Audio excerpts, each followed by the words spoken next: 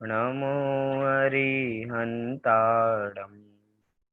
नमो सिद्धाणं नमो आयर्याणं नमो उवज्झायाणं नमो लोये सव्यसाहूणम् मङ्गलं भगवान् वीरो मङ्गलं गौतमो गणी मङ्गलं कुन्दकुन्दाद्यो जैनधर्मोऽस्तु मङ्गलम् सर्वमङ्गलमाङ्गल्यं सर्वकल्याणकारकम् प्रधानं सर्वधर्माणां जैनं जयतु शासनम् जैनं जयतु शासनम्। जैन शास्त्राचार, जैनियों का आचार, जैनियों का आचरण कैसा होना चाहिए, इसके ऊपर हम चर्चा कर रहे हैं, जिसमें श्रावक के अष्ट मूल गुण कि श्रावक के वो 8 कौन से मूल गुण होते हैं जिसके कारण उसका जीवन बिल्कुल व्यवस्थित होता है, सुव्यवस्थित होता है, सुदृढ़ होता है और सुसंयोजक उसका जीवन बन जाता है इन अष्ट मूल गुणों के पालन से।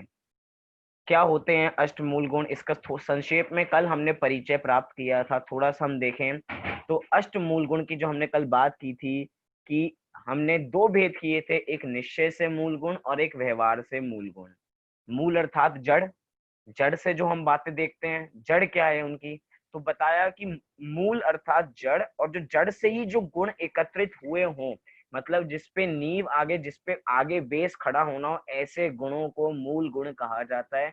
और निश्चय से मूल गुण क्या है, तो बहुत बढ़िया उत्तर दिया कि पर पदार्थों से दृष्टि हटाकर, पर पदार्थों से दृष्टि हटाकर अपनी आत्मा पर अपनी दृष्टि करना, श्रद्धा करना, ज्ञान करना एवं उसी में लीनता करना, वही वास्तव में निश्चय से अष्टमूल गुण है। और व्यवहार से क्या है, जो जो जब ऐसे अष्टमूल गुण जिसके ग्रहण करने के बाद उपदेश सुनने की पात्रता आ जाती है और जितनी भी सब चीजें हैं, अपना जीवन व्यवस्थित हो जाता है उन्हीं अष्टमूल गुणों का पालन करने से।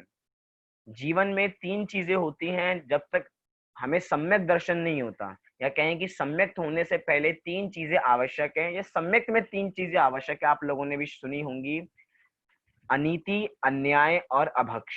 3 चीजें होती हैं, अनीति, अन्याय और अभक्ष। तो ज्ञानी जीव हमेशा अनीति, अन्याय और अभक्ष के त्यागी होते हैं। ना वे अनीति करते हैं, ना वे अन्याय करते हैं, ना वे अपना अभक्ष का भक्षण करते हैं। अनीति मतलब क्या होता है, जो अपन देश के लिए जो भी गलत काम हो रहा हो उसमें साथ देना, वो हो गई अनीति। अन्याय क्या हो गया, जो समाज के विरुद्ध कार्य हो उन कार्यों को करना, समाज विरुद्ध कार्यों को करना, वो अन्याय में आ जाएगा। थोड़ा सा एक उदाहरण के रूप में बता देता हूँ, जैसे अन्याय और अनीति में हम उदाहरण या अंतर देख सके।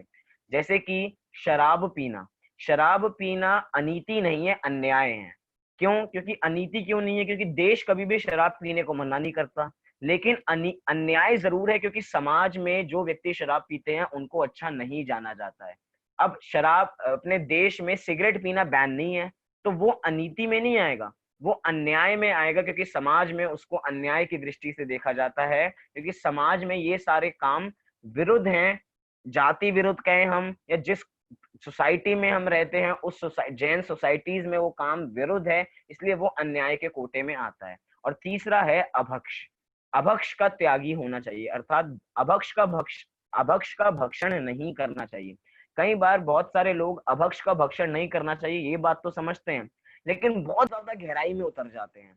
मतलब कि स्थूल स्थूल अभक्ष तो छोड़ा नहीं है, और सूक्ष्म भक्ष जो भी अभक्ष के समान है उसका त्याग करने में लग जाते हैं। जैसे कि हल्दी, हल्दी का त्याग कर देना चाहिए, उसमें भी बहुत सारे जीव होते हैं।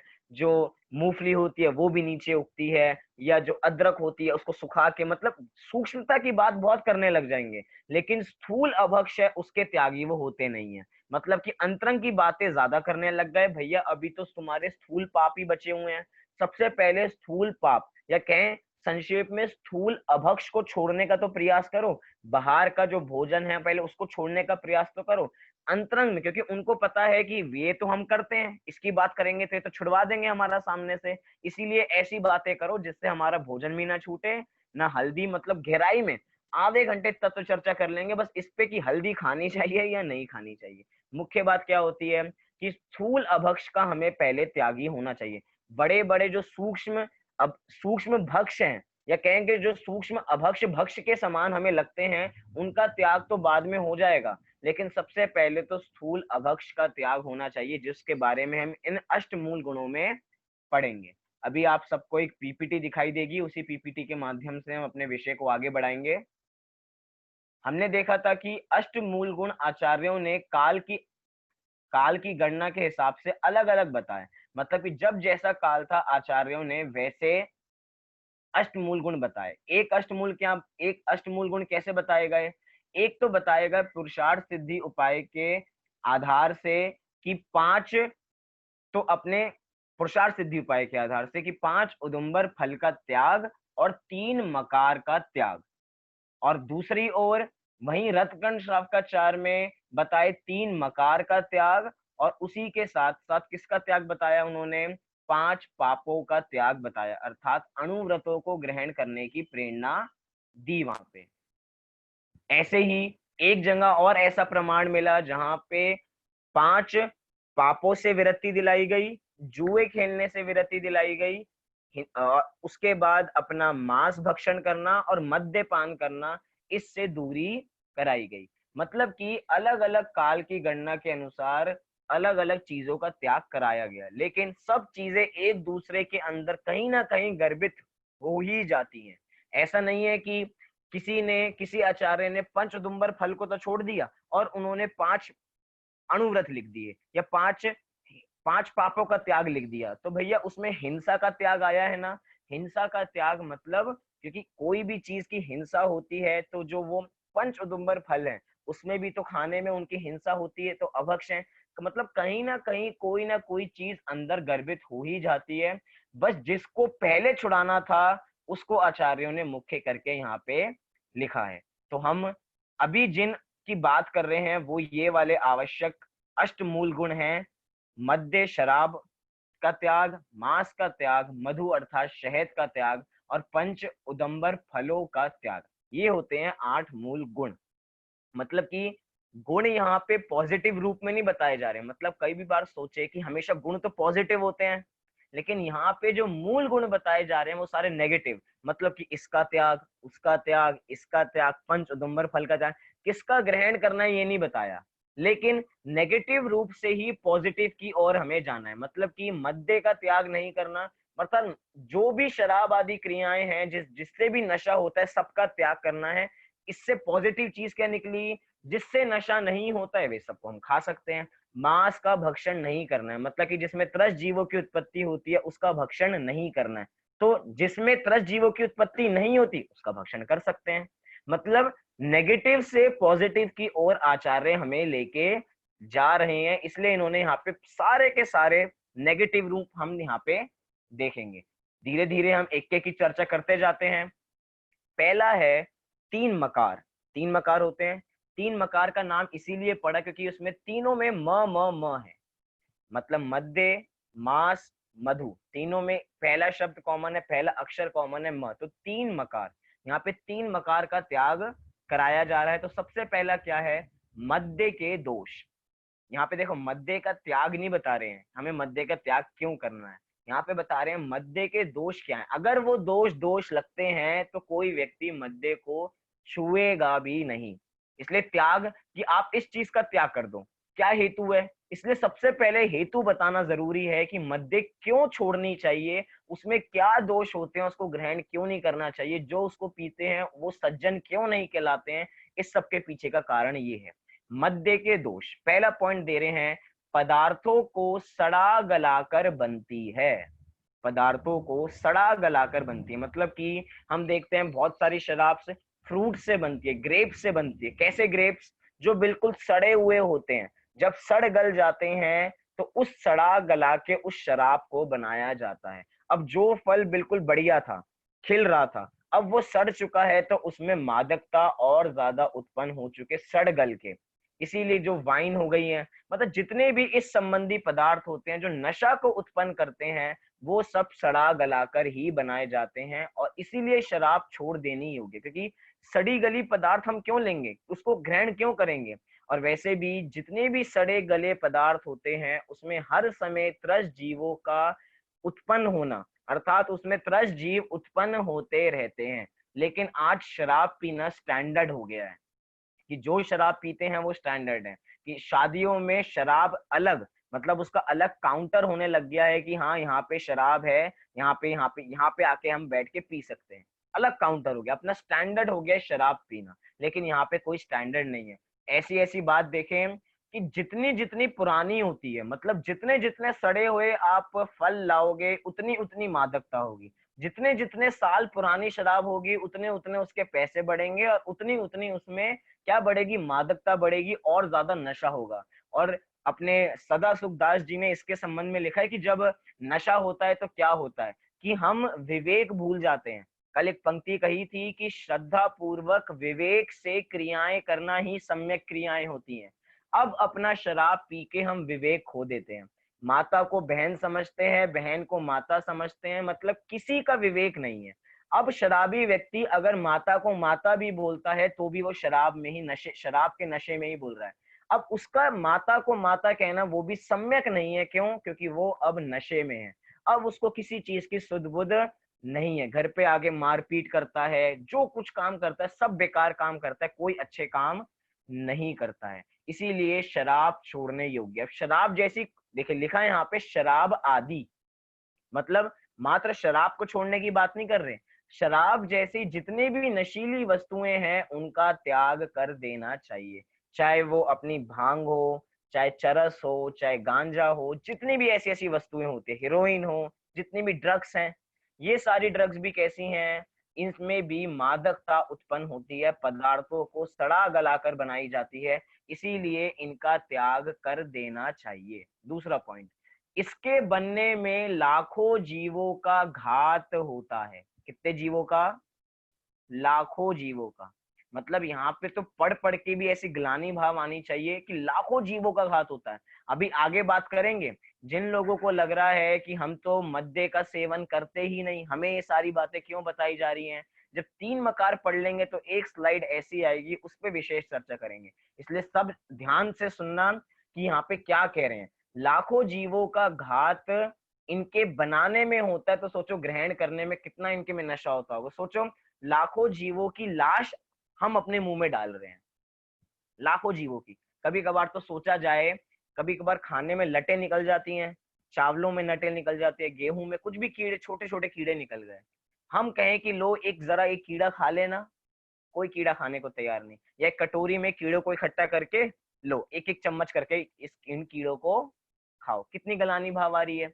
लेकिन इस समय लाखों जीवों का घात हो जाता है और उन्हीं की लाशें अपने मुंह में, जैसे कि अपनी मुंह ही सबसे ज्यादा, सबसे बड़ा शमशान घाट तो जैसे हमारा ही मुंह हो रहा, हमारा ही पेट हो रहा, सबसे ज्यादा लाशें उसमें पड़ी है। क्यों, लाखों जीवों की घात गन के बन रही है, लाखों जीवों की। कैसे जीव हैं वो, त्रस जीव भी हो सकते हैं, वो अपने स्थावर जीव भी हो सकते, किसी भी प्रकार के जीव, मुख्यतः त्रस जीवों के। त्रस जीव कौन से होते हैं, 2 इंद्रिय से 5 इंद्रिय तक के जीव। कितने, 2 इंद्रिय से 5 इंद्रिय तक के जीवों की निरंतर उसमें उत्पत्ति होती है और वहीं पे हिंसा होती है। तो जहां पे वो जन्म ले रहे हैं वहीं पे वो मरण कर रहे हैं। अब जीव उत्पन्न हो रहे हैं तो उनका कोई मैल तो होगा ही शरीर का, वहीं पे उनका मैल भी निकल रहा है, वहीं पे उनकी लार भी निकल रही है, वहीं पे वो जीव उत्पन्न हो रहे हैं, वहीं पे वो मर रहे हैं।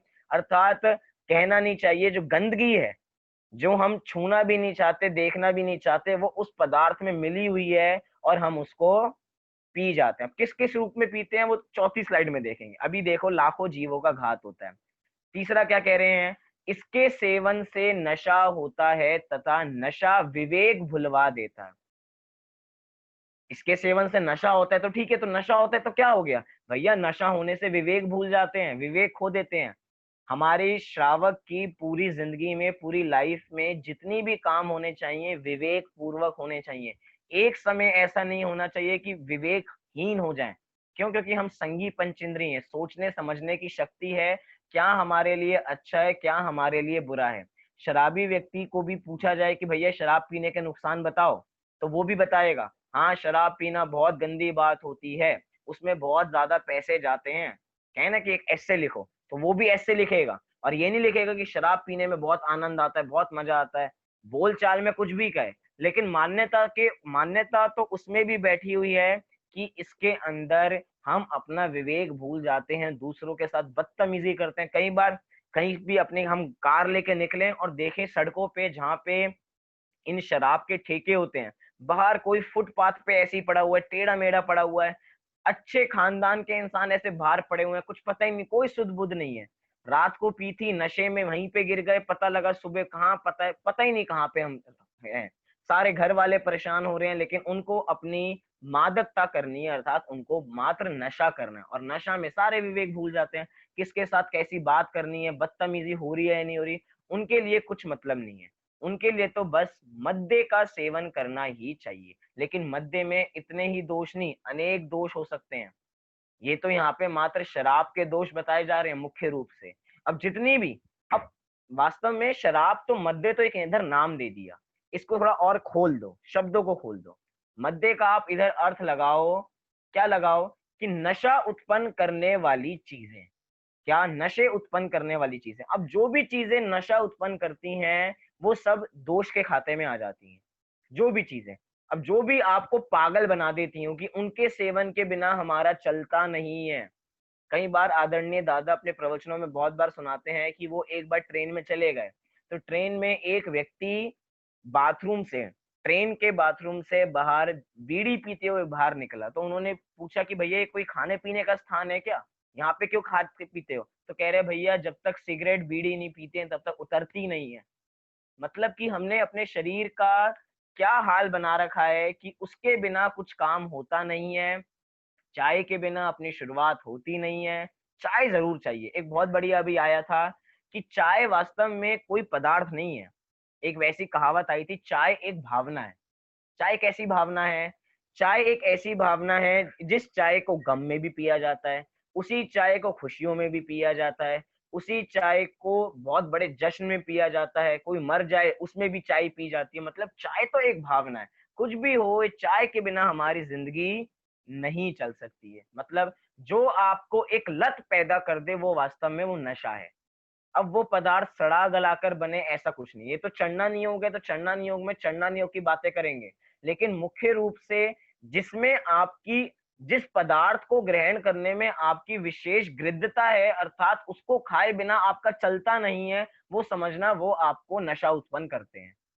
मतलब क्या है, इसके बिना तो मेरा जीवन चलता ही नहीं, कि जब तक चाय नहीं पियेंगे हम आगे नहीं बढ़ेंगे। सुबह की चाय तो जरूरी ही है, कुछ भी हो उसके बिना आगे नहीं। मतलब कि ये हमारी चाय के प्रति इतनी लोलुपता बताती है कि उसके बिना कुछ चलता नहीं, चाहे उससे नशा हो या ना हो। लेकिन लोलुपता अगर आपकी है तो समझना वो आपको नशा उत्पन्न करते हैं। तीसरा पॉइंट, क्योंकि तीसरा पॉइंट भावों के ऊपर है, इससे सेवन से नशा होता है और नशा विवेक भुलवा देता है। तो इसीलिए शराब का त्याग करना चाहिए। और सामान्य जैनियों को तो सामान्य रीति से इसका त्याग होना ही चाहिए। और जैनी लोग तो वैसे भी नहीं पीते हैं, और कभी कुछ हो तो पीना भी नहीं चाहिए। अगला क्या है? मांस के दोष। यहाँ पे त्याग नहीं कह रहे कि हमें त्याग करें ना करें, यहाँ पे तो हम बस दोष बताएंगे। अगर अंदर से ग्लानि भाव आती है तो जीव उसका त्याग करेगा ही करेगा। कह रहे मांस का दोष। मांस क्या होता है, पहले हम थोड़ा ये विचारें, मांस क्या होता है? मांस का मतलब क्या होता है? मतलब कि हम समझते हैं मांस हो गया मच्छी, मांस हो गया कुछ भी, मुर्गी, या जो भी हम समझते हैं, सुअर का मांस। ये वास्तव में मांस नहीं। मांस क्या है? मरे हुए जीवों का क्लेवर। मांस क्या है? मरे हुए जीवों का क्लेवर, वो होता है मांस, जिसमें हर समय त्रस्त जीवों की उत्पत्ति होती रहती है। 2 पॉइंट बताएं यहाँ पे मांस खाने के दोष में। पहला, त्रस्त जीवों का घात होता है। कोई बहुत सारे लोग ऐसे मिल जाएंगे, भैया हम तो जिंदा नहीं खाते हैं, जब वो मर जाता है ना तब हम खाते हैं, वैसे हम बिल्कुल इसका ग्रहण नहीं करते। बोलिए। बोलिए मोक्ष। क्लेवर क्या होता है भैया? क्लेवर अर्थात उसका चमड़ा, जो खाल होती है अपनी, उसको क्लेवर कहते हैं। मरा हुआ शरीर हम कह सकते हैं। क्लेवर दिल को कहते हैं, यहाँ पे वो बात नहीं चल रही। शरीर का जो क्लेवर है उसको यहाँ पे मांस के रूप में यहाँ पे कहा जाता है, कि जो अपना शरीर है जो ये है, मात्र दिल को ये नहीं कहा जाएगा, पूरे शरीर को, उसको ही मांस यहाँ पे कहा जाएगा। कल एक मोक्ष का प्रश्न था, इससे मध्य से संबंधित, वो भी हम देख लेते हैं। कि एक प्रश्न था पिछला, कि आज हमारा मद्य का त्याग है, कि हम शराब आदि का इस्तेमाल नहीं करते हैं, लेकिन आज ऐसी परिस्थिति आ गई है कि सैनिटाइजर के बिना काम चलता नहीं है। जहां जाए, कहीं पे भी चले जाएं, सबसे पहले घर में घुसाने से पहले भैया सैनिटाइज होके आना, हाथ पैर पूरे अच्छी तरह सैनिटाइज करके आना। और सैनिटाइजर में पूरा अल्कोहल ही मिला हुआ है, उससे ही बना हुआ है। अब हम उसका इस्तेमाल करें या ना करें, देखिए सीधा सीधा बता दिया। इसके सेवन से नशा होता है तथा नशा विवेक भुलवा देता है। अब इस शराब को ऐसे ग्रहण करना या हाथों पे लगाना, कुछ भी हो, वो हमारा विवेक तो भुलवा ही देता है। अब वो भी बना है तो त्रस जीवों की उत्पत्ति से ही बना है, लाखों जीवों का घात होता है तो ही बना है। तो क्या हम सेफ्टी ना रखें? आज भारत सरकार इतना कह रही है तो हम सेफ्टी रखें, लेकिन सेफ्टी के बहुत सारे अलग अलग तरीके भी हैं। मतलब कि हिंसा तो साबुन से हाथ धोने में भी होती है, लेकिन इतनी हिंसा नहीं होती है जितनी उस सैनिटाइजर से हाथ धोने में होती है। क्यों? क्योंकि उसमें इतने जीवों की उत्पत्ति नहीं हो रही जितने जीवों की उत्पत्ति उस सैनिटाइजर में हो रही है।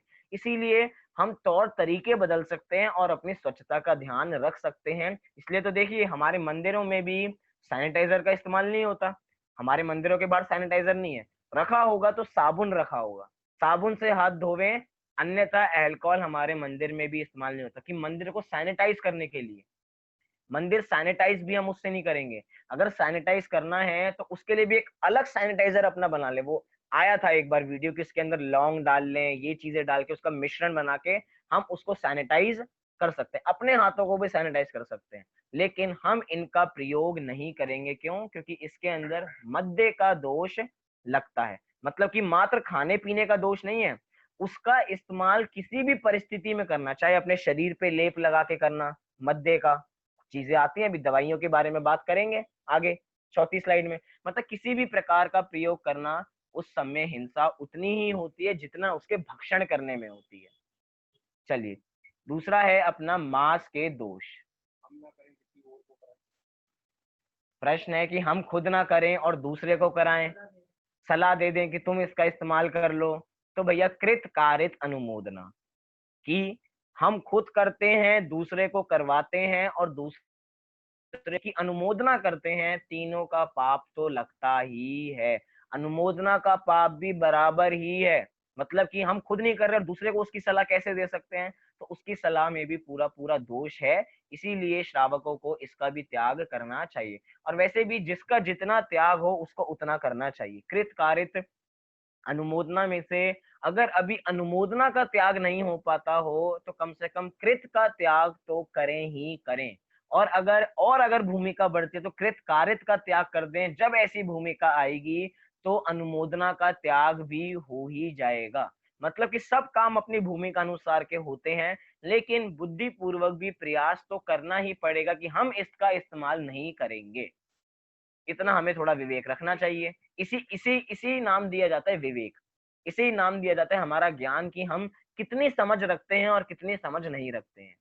अब अगला है मांस के दोष। मांस को खाने में क्या दोष होते हैं? तो कहा कि त्रस जीवों का घात जिसमें होता है उसे मांस कहा जाता है, और निरंतर त्रस जीवों की उत्पत्ति भी उसी में होती रहती है।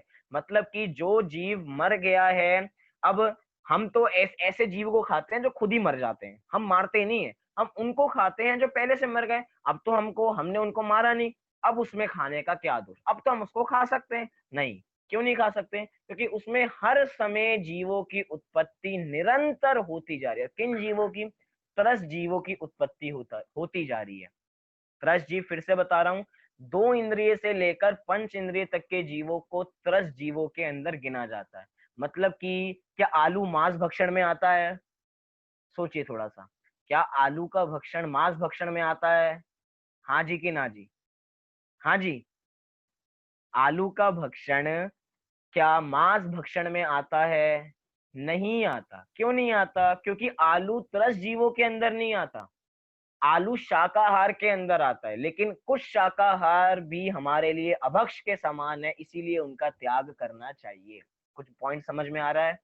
त्रस जीव, क्योंकि आलू त्रस जीव नहीं है, आलू एक इंद्रिय जीव है। और एक इंद्रिय जीव, क्या अंतर होता है कि त्रस जीवों में खून की उत्पत्ति होनी चालू हो जाती है, त्रस जीवों में, दो इंद्रिय जीवों में हड्डी की उत्पन्नता, की हड्डी बनना चालू हो जाती है, जिसको कहते हैं हम सहनन। कि दो इंद्रिय के जीवों से ही हड्डी और खून, ये मांस आदि का संरचना प्रारंभ हो जाती है। और जिसमें हड्डी और मांस होता है उसे ही मांस की श्रेणी में रखा जाता है। आलू में हड्डी और मांस नहीं होता, सॉरी, आलू में हड्डी और खून नहीं होता, इसीलिए उसमें मांस भक्षण का दोष नहीं है, लेकिन उसमें अभक्ष का दोष लगता है, कि अभक्ष को खाने का दोष। ऐसा नहीं कहना चाह रहे कि मांस भक्षण नहीं है तो आलू को खा लेना चाहिए, लेकिन वो त्रस जीवों में नहीं आता, क्योंकि एक इंद्रिय जीवों के खून की उत्पत्ति नहीं होती, उनके खून होता ही नहीं है। एक जीवों की कोई इंद्रियां नहीं होती हैं, स्पर्शन इंद्रिय है लेकिन कोई और दूसरी इंद्रिय उनकी पाई नहीं जाती, उनके कोई हड्डियां नहीं है, सहनन नहीं है। और त्रस जीवों की उत्पत्ति होती कहाँ पे है? जहाँ पे हड्डी होती है और जहाँ पे खून आदि होते हैं। तो दो इंद्रिय से चालू हो जाते हैं, इसीलिए जितनी भी लट आदि हैं, जितने भी कीड़े मकोड़े हैं, जितनी भी ये कॉकरोच वॉकरोच हैं, ये चमगादड़ हैं, ये सब किस में आ जाते हैं? त्रस जीव। इनके अंदर जब ये लोग जीवित हैं तब भी इनके अंदर त्रस जीवों की उत्पत्ति हो रही है, और जब इनमें से प्राण निकल जाते हैं लेकिन अभी खून हड्डी बची हुई है, तो उसमें भी त्रस जीवों की उत्पत्ति निरंतर होती ही रहती है। इसीलिए मांस का त्याग करना चाहिए, किसी भी रूप में हमें मांस का भक्षण नहीं करना चाहिए। बोलिए। हाँ जी। प्रश्न है कि आलू में निगोदिया जीव है या नहीं? तो हम कब कह रहे हैं जीव नहीं होता, लेकिन कुछ जीव ऐसे होते हैं जिनके शरीरों में हड्डियां और खून वगैरह नहीं होते। जब हम इसका कणना नियोग के माध्यम से पूरा विस्तार देखेंगे कि प्रत्येक जीव कौन होते हैं, साधारण जीव कौन होते हैं, उसमें भी भेद थोड़ा देखेंगे, तब हमें समझ में आएगा। ऐसा नहीं कह रहे कि आलू को खाने में दोष नहीं है, आगे उसकी भी बात करेंगे, लेकिन वो त्रस जीवों में नहीं आता। त्रस जीवों में क्यों नहीं आता? क्योंकि त्रस जीव की तो संख्या ही क्या है? दो इंद्रिय से लेकर पंच इंद्रिय तक के जीव, दो से लेकर पांच, और वो तो वनस्पति में आता है, और वनस्पति हमेशा एक इंद्रिय जीव होती है। मतलब स्थावरों में उसकी गिनती करेंगे, वनस्पति काय में उसकी गिनती करेंगे। अर्थात आलू खाना शाकाहार में तो आता है, लेकिन शाकाहार तो है, उसको शाकाहार का नाम दिया जाता है, लेकिन उस शाकाहार में भी जैनियों का शाकाहार अलग चलता है। शाक का मतलब क्या होता है? इसका भी थोड़ा मतलब समझो। शाक का मतलब क्या होता है? पत्तियां आदि, मतलब जिसमें से कुछ चीज उगती हैं उसको, मतलब पत्ते आदि को शाक कहा जाता है। और अब आलू के अंदर कोई पत्ते वत्ते तो होते नहीं है, लेकिन उसको भी पत्ते की श्रेणी में ही गिना जाता है। क्यों? क्योंकि जो चीज जहाँ पे वो उगती है ना, जैसे कि मूली है, गाजर है, ये भी जमीन में से उगते हैं, आलू भी जमीन में से ही उगता है, तो इसको भी शाक की श्रेणी में ही रखा गया है। तो ये शाकाहार तो है, लेकिन ये जैन शाकाहार नहीं है। जैन शाकाहार बिल्कुल अलग चलता है। तभी तभी मैंने कल की कक्षा में कहा था, एक वेजिटेरियन, एक नॉन वेजिटेरियन और एक जैन फूड। जैन अलग क्यों बनाया? वो वेजिटेरियन में शामिल नहीं हो जाते? अरे वेजिटेरियन तो जैन पहले से ही है, लेकिन उनका वेजिटेरियन जैन से कुछ ज्यादा है, मतलब जैनियों का वेजिटेरियन से कुछ ज्यादा चलता है, इसीलिए वे इन सब का त्याग करते हैं। उनके भोजन में आपको ये चीजें नहीं मिलेंगी। हम कभी मुंबई जाएं तो मुंबई में आपको जितने बाहर के खाने के देखेंगे, क्योंकि वहां पे जैनी लोग भी बहुत है मुंबई में, तो जो छोटे से छोटे स्टॉल पे भी आपको क्या चीज मिलेगी? जैन फूड।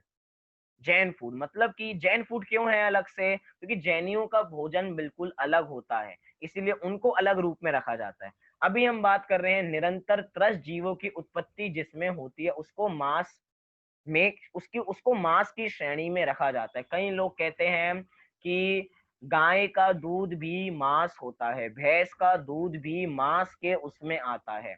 कई लोग, अगर हम बाहर के देशों में जाएं तो उन कैटेगरी के लोग होते हैं वीगन। क्या कहा जाता है उन्हें क्या कहा जाता है? वीगन के नाम से उन्हें कहा जाता है, वेगन। वेगन वाले लोग क्या करते हैं, उनके साथ क्या चलता है कि वे लोग किसका ग्रहण करते हैं, वो किसी भी मिल्क प्रोडक्ट का इस्तेमाल नहीं करते। किसका इस्तेमाल? वो किसी भी मिल्क प्रोडक्ट का इस्तेमाल नहीं करते, क्योंकि कहते हैं कि उसमें भी बहुत ज्यादा हिंसा है, उसमें मांस भक्षण का दोष लगता है, इसलिए वो ग्रहण नहीं करते। लेकिन एक बार हम विचार करें, दूध कभी भी मांस की श्रेणी में नहीं आ सकता।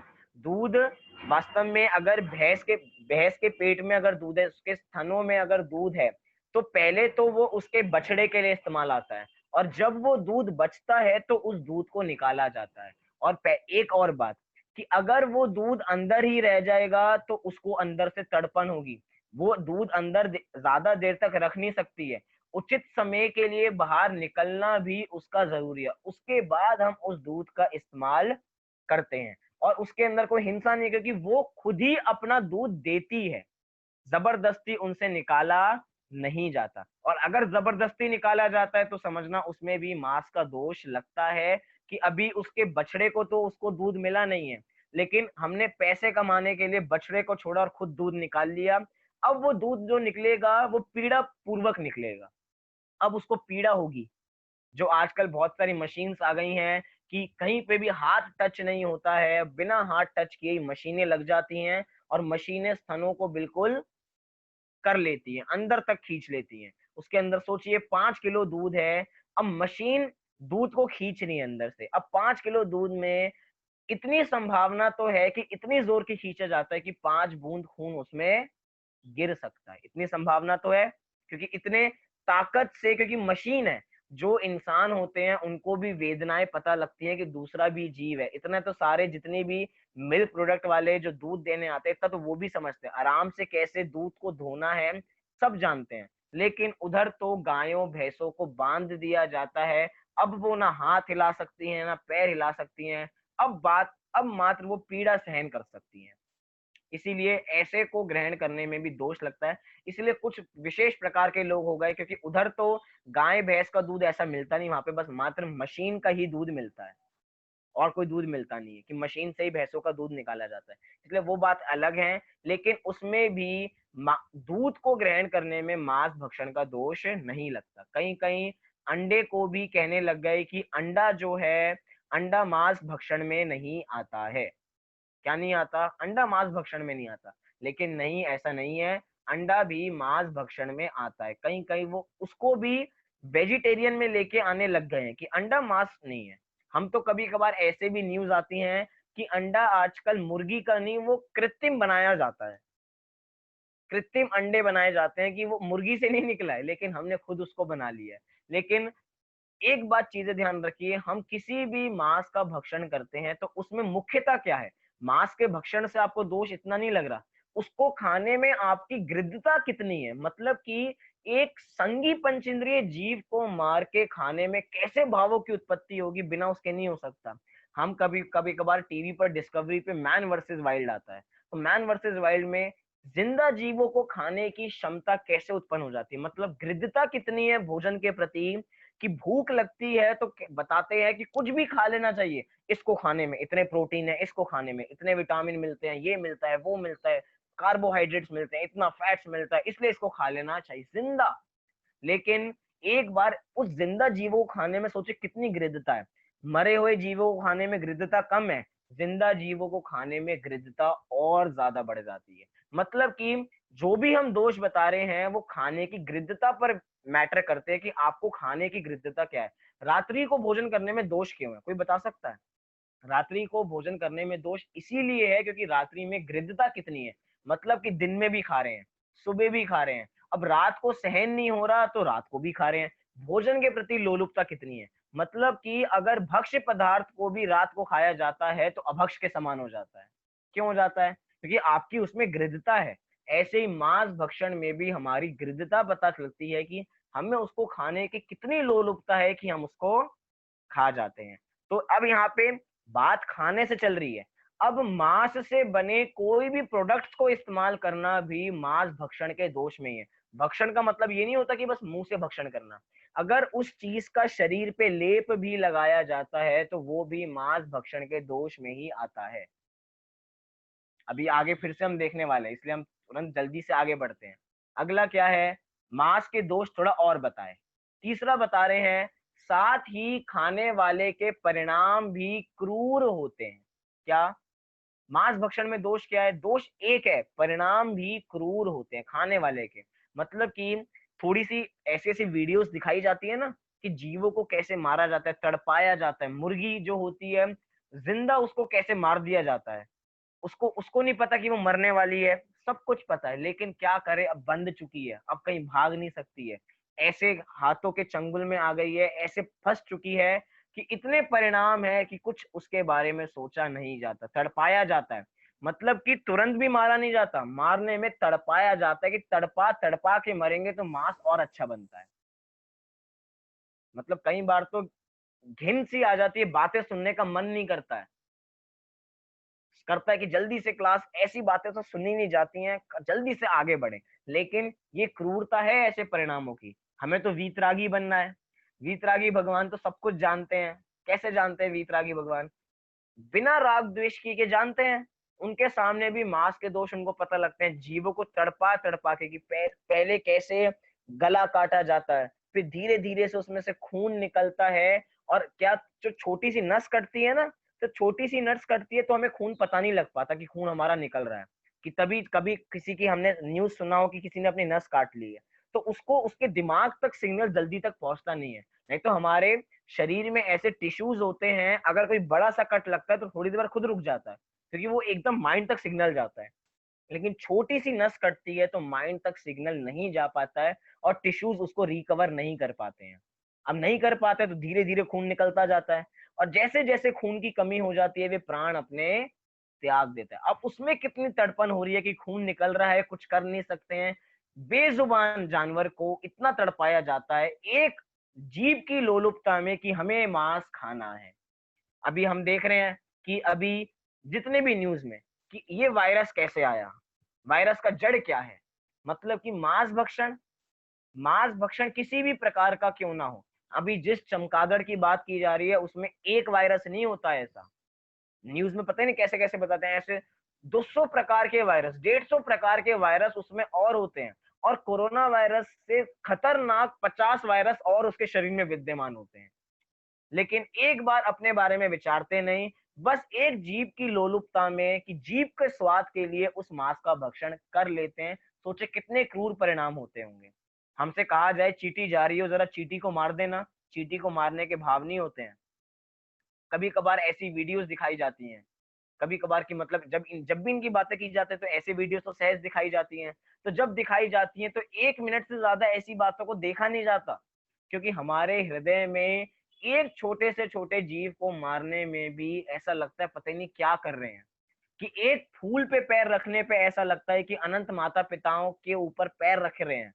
एक फूल पे पैर रखने पे, वो एक इंद्रिय के ऊपर पैर रखने में कि अनंत माता पिताओं पे पैर रख रहे हैं, और यहाँ पे संगी पंचेंद्रिय जीवों को मार मार के खा जाते हैं।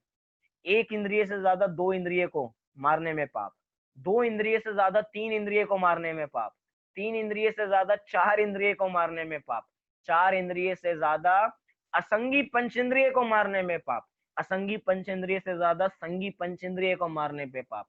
और बहुत बढ़िया आदरणीय विपिन जी बताते हैं अपने प्रवचनों में, क्या बताते हैं कि संगी पंचेंद्रिय में भी अपने हिंदुस्तान के लोगों को मारने में ज्यादा पाप, विदेशियों को मारने में कम पाप। और आगे बढ़े, इसी में हिंदुस्तान में भी जो जैन संप्रदाय के लोग हैं उनको मारने में ज्यादा पाप, अन्य लोगों को मारने में कम पाप। कंपैरिटिव बताई, मतलब कंपैरिजन बताया जा रहा है। अभी सब देखेंगे, पाप सब में है, लेकिन जैन लोगों को मारने में ज्यादा पाप। अब जैन में भी जो जैन धर्म का आचरण करते हैं उनको मारने में ज्यादा पाप। और आगे बढ़े, जैन धर्म के अंदर भी जो चौथे गुणस्थानवर्ती जीव है उनको मारने में और ज्यादा पाप लगेगा। पंचम गुणस्थानवर्ती जीवों को मारने में और ज्यादा पाप लगेगा किसी मुनिराज को मारने में। और उससे भी बड़ा कोई पाप है तो आत्महत्या। मतलब कि हिंसा कम हो रही है ऐसा नहीं, दूसरे जीवों को मारने में पाप नहीं लगता ऐसा नहीं, पाप पूरा पूरा लगता है, लेकिन कंपैरिजन कर रहे हैं हम। कंपैरिजन क्यों कर रहे हैं? क्योंकि आगे अभी जो अगर हम मुनिराज को मार रहे हैं तो भैया वो मोक्ष मार्ग प्रशस्त करने वाले हैं, वो मोक्ष मार्ग में जाने वाले हैं, वे अपनी आत्मा को जानते हैं, अपनी आत्मा को जानेंगे तो अपना भी कल्याण करेंगे और पर का भी कल्याण करेंगे। अगर हमने उसी उनको ही रास्ते से हटा दिया, अब वे अपना भी कल्याण नहीं कर पाएंगे और दूसरों के कल्याण में निमित्त बनने थे अब वो भी नहीं बन पाएंगे। ऐसे धीरे धीरे आप कम करते जाइए।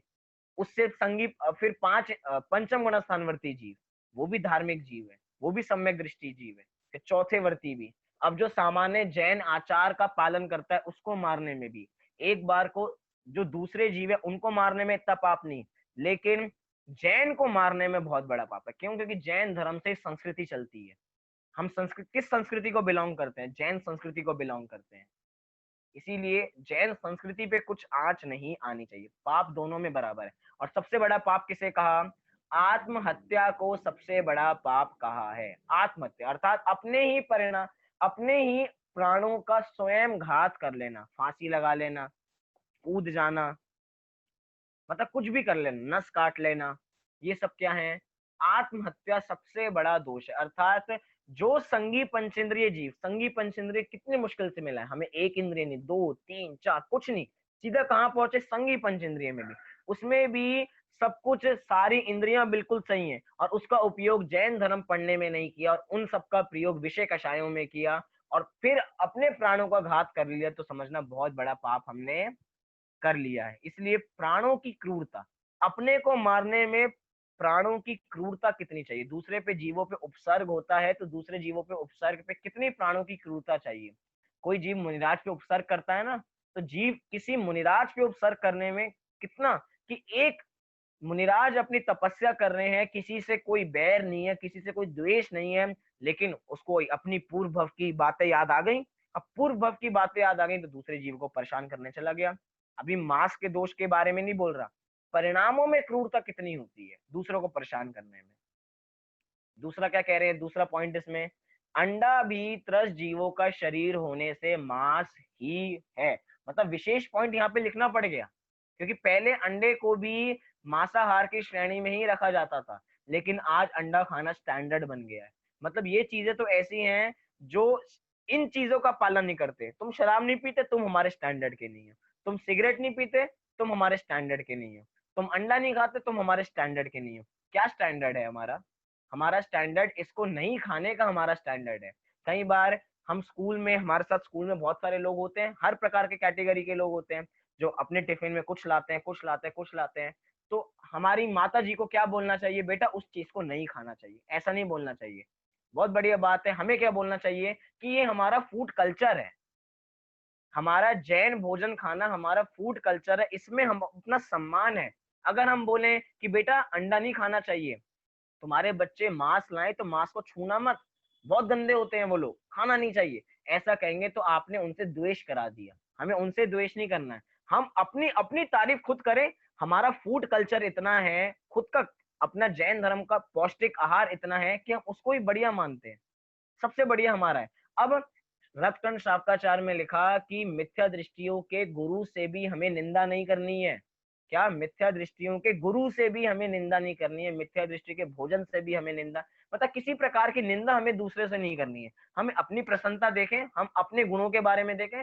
हम, हमारा जैन दर्शन का फूड ये कल्चर है कि हम मांस का भक्षण नहीं करते। अब इसमें अपना मान समझे। कुछ लोग नहीं नहीं अंडे को खाने से ताकत तो बहुत मिलती है, कि अंडे का भक्षण तो करना ही चाहिए, प्रोटीन्स मिलते हैं, जितने भी वो आते हैं ना आजकल कि प्रोटीन फाइबर जो बॉक्स बहुत बड़े बड़े आते हैं कि इससे खाने से ताकत मिलती है, आपकी बॉडी इससे बन जाएगी। इन सब में क्या होता है? अधिकतर अंडा इसमें मिला होता है। क्यों? क्योंकि अंडे से ही इसमें क्या मिलती है? ताकत मिलती है। लेकिन जरूरी नहीं है। ऐसे बहुत लोग हैं, क्या कहते हैं कि हमने कभी अंडा नहीं खाया लेकिन हमें तो पूरी तंदुरुस्ती है। अक्षय कुमार का एक बार आया था कि हम पूरे पूरे रूप से शाकाहार हैं, हम अंडे को नहीं खाते हैं तब भी हम पूरे तंदुरुस्त हैं। वे खाते हैं नहीं खाते हैं वो कुछ भी बात अलग, लेकिन जो उनका कोटेशन है, जो उन्होंने कहा है, उसके अनुसार तो वे नहीं खाते हैं। तो उसके अनुसार तो मतलब कि इसके बिना भी हमारा जीवन है। हम अपनी अपनी महानता इसमें समझे कि हम मांस का भक्षण नहीं करते हैं, हम मदिरा पान नहीं करते हैं, इसमें ग्लानि भावना समझे, काश हम दूसरे होते तो काश हम भी मांस भक्षण कर पाते, काश हम भी मदिरा पान कर पाते। ये कोई स्टैंडर्ड नहीं है। जो इनका भक्षण करते हैं सब लो स्टैंडर्ड कैटेगरी के लोग हैं। हम ही सबसे बढ़िया स्टैंडर्ड के लोग हैं जो इनका सेवन नहीं करते हैं। तो बहुत बार एक वाक्य चल रहे थे ना कि I am proud to be Jain, कि मुझे अपने पर गर्व है कि मैं एक सच्चा जैन हूं और मैं जैन धर्म का पालन करता हूं। और जो मांस भक्षण करते हैं वो जैनी नहीं है। अब लगा लेना उल्टा भी, जो मदिरा का पान करते हैं वो जैनी नहीं है, जो मधु का सेवन करते हैं वो जैन नहीं है। मन तो है कि एक और हम बात कर ले जल्दी से। अगला मांस के त्यागी की बात ही अभी और चल रही है। 2 पॉइंट और देख लेते, देखते हैं और तो पॉइंट नहीं है तो हम इसी बात को पूरी करेंगे। ठीक है, 2 पॉइंट अपने पास और है।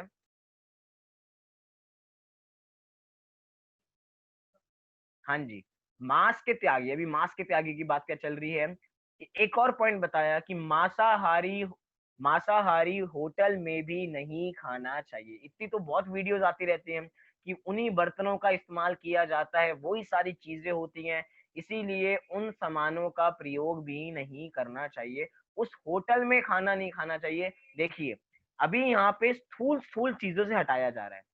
यहाँ पे तो वैसे तो अगर आप मन में सोच रहे हो भैया होटल में ही नहीं खाना चाहिए, चाहे शाकाहारी हो चाहे मांसाहारी हो, लेकिन अभी हम इतना नहीं छुड़ा रहे हैं आपको। अभी पहले बाहर बाहर की चीजें तो छूटे, कम से कम ये चीजें छोड़े कि मांसाहारी होटल में खाना छोड़े। जब ये छोड़ेंगे तो जब ये छूट जाएगी तो एक नेक्स्ट लेवल का उपदेश हमें शास्त्रों से मिलेगा कि अब हमें सभी बाहर के होटलों का भोजन छोड़ना है। लेकिन प्रारंभ में किसे छोड़ना है, मांसाहारी होटल में भी हमें खाना नहीं खाना है। दूसरा, बाजार की वस्तुओं में किसी भी प्रकार से मांस ना मिला हो ये देखकर ही खाना चाहिए। अब कुछ लोग कह रहे होंगे भैया बाजार की वस्तुएं नहीं खानी चाहिए। सही बात है, बाजार की वस्तुएं नहीं खानी चाहिए, लेकिन सबसे पहले बड़े पाप से छुड़ाया जा रहा है। पहले बड़े पाप से छुड़ाएंगे, फिर धीरे धीरे करते करते छोटे पाप से छुड़ाएंगे। बाजार की वस्तुओं में जिनमें मांस भक्षण का दोष लगता है, जिसमें मांस प्रत्यक्ष रूप से मिला होता है, जो रेड लेबल निशान होता है, रेड निशान, कम से कम इतना तो कई बार, एक बार हम कहीं से जा रहे थे तो हमें लोग मिले थे, उनको पता ही नहीं था, वो तो कहते थे कि हम मार्केट जाते हैं और जो भी चीजें हमें मिलती है हम उसको उठा के ले आते हैं। वो चेक ही नहीं करते कि उस पे ग्रीन सिंबल है या उस पे अपना रेड सिंबल है। इसलिए कम से कम बाजार की वस्तुओं में किसी भी प्रकार से मांस ना मिला हो ये देखकर ही खाना चाहिए। अब जब आगे हम और आगे बात करेंगे, जब हम पंचम गुण स्थानवर्ती जीव की बात करेंगे तब ये बात करेंगे कि बाजार की वस्तुएं नहीं खानी चाहिए। लेकिन प्रारंभिक दशा में तो कोई भी बाजार की वस्तुओं में जिसमें मांस मिला हो, स्पेशल रूप से जिसमें मांस मिला हो, ऐसी कुछ टॉफियां, जो कुछ टॉफीज होती हैं जिसके अंदर मांस मिला होता है, उनका भक्षण नहीं करना चाहिए। अब टॉफी खाना तो बुरा ही है, लेकिन पहले स्थूल पाप से यहाँ पे छुड़ाया जाए। शास्त्रों की रीति नीति यही है, सबसे पहले बड़े पाप से छुड़ाया जाता है, फिर करते करते छोटे छोटे पापों से भी छुड़ाया जाता है। ऐसा नहीं कि बाजार की वस्तुएं खानी चाहिए, उसमें भी पाप है, लेकिन ज्यादा पाप मांस से बनी हुई बाजार की वस्तुओं को खाने में, इसलिए सबसे पहले उसका त्याग करना चाहिए। तो अभी की कक्षा में हमने 2 मकार की चर्चा की, मांस के त्याग की बात की और मद्य के त्याग की बात की। अभी हमारा 1 मकार मधु बचा हुआ है, उसकी बात भी करेंगे। बाद में पंच उदंबर फल की चर्चा भी करेंगे और जितनी भी इससे संबंधित चर्चाएं हैं वो भी चर्चाएं करेंगे। अभी आपका कोई प्रश्न हो इससे संबंधित तो आप पूछ सकते हैं अभी।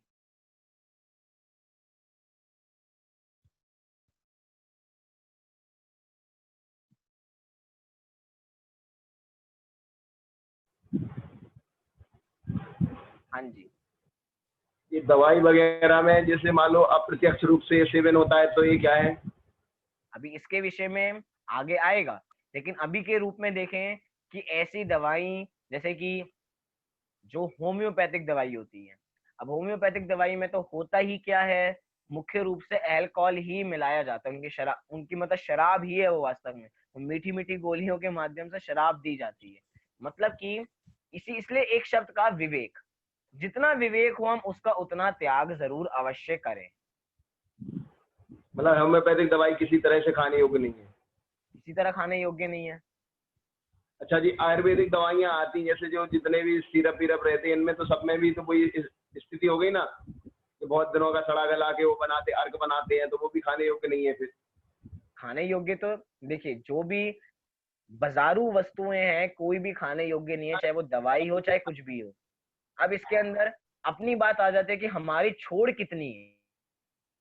इस तरह का बांध रखा है कि हम प्रत्यक्ष रूप से तो मांस नहीं खाएंगे, लेकिन अगर शरीर की स्थिति खराब हुई तो दवाई लेनी पड़ेगी, जिसका जैसा त्याग है वो उसके अनुसार चलेगा।